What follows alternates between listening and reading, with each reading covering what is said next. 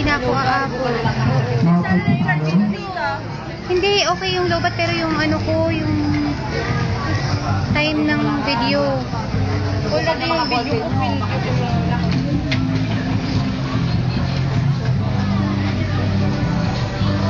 Ay, sasagot ko.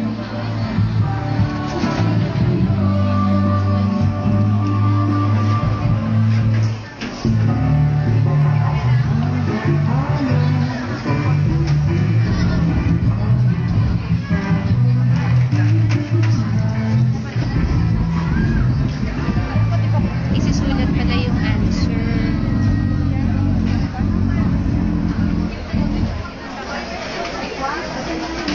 Isusulat pala yung answer.